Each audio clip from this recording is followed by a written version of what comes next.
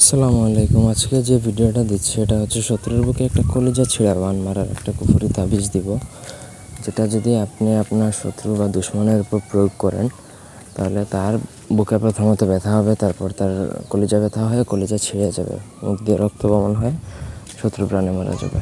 খুবই ভয়ঙ্কর একটা বান মারণ, অন্যায়ভাবে প্রয়োগ করা সম্পূর্ণরূপে নিষিদ্ধ। ভিডিওটা শিক্ষার স্বার্থে দেওয়া।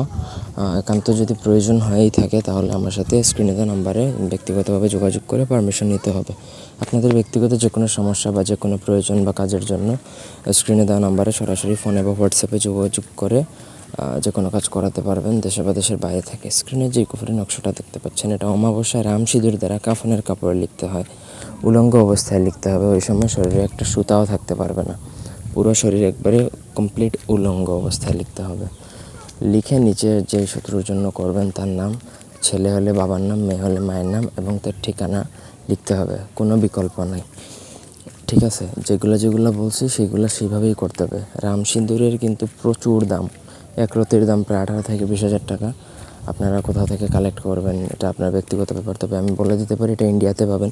আর বাংলাদেশে যদি কেউ বিক্রি করে তাহলে এগুলো খুব বেশি দামে বিক্রি করবে, হাই প্রাইস।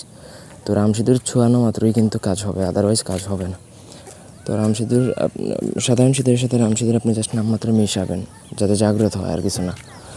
তো নকশাটা যখন লেখা শেষ হবে তখন আপনাকে ওই একটা নকশা নিয়ে আপনাকে সোজা চলে যেতে হবে শ্মশানে যেয়ে আপনাকে সেটা দাফন করে আসতে হবে। এবং দাফন করা শেষে ওই যেখানে আপনি কাফনের কাপড়ের তাবিজ লেখাটা দাফন করলেন সেখানে আপনি 3টা পেরেক আপনি পুঁতে দিয়ে আসবেন।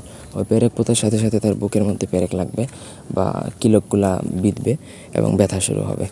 এটা যদি 7 দিন স্থায়ী থাকে তাহলে কিন্তু শত্রু প্রাণে মারা যাবে। সুতরাং বুঝে শুনে কাজ করবেন। আর এইসব বান বিদ্যা প্রয়োগ করার আগে নিজের শরীর ভালো করে বন্ধ করবেন, অনেক সময় বান নিজের উপর লেগে যায়। সো আপনাকে কেয়ারফুলি করতে হবে, আদারওয়াইজ আপনি নিজে বিপদে পড়তে পারেন। তো আশা করি বুঝাইতে পারছি। ব্যক্তিগত প্রয়োজনে যোগাযোগ করতে পারেন। ভিডিওটার অনুমতি প্রয়োজন, অবশ্যই অনুমতি যদি প্রয়োজন হয় তাহলে আমার সাথে যোগাযোগ করে তারপরে পারমিশন নিতে হবে, আদারওয়াইজ না। এই ছিল আজকের ভিডিও। ধন্যবাদ সবাইকে।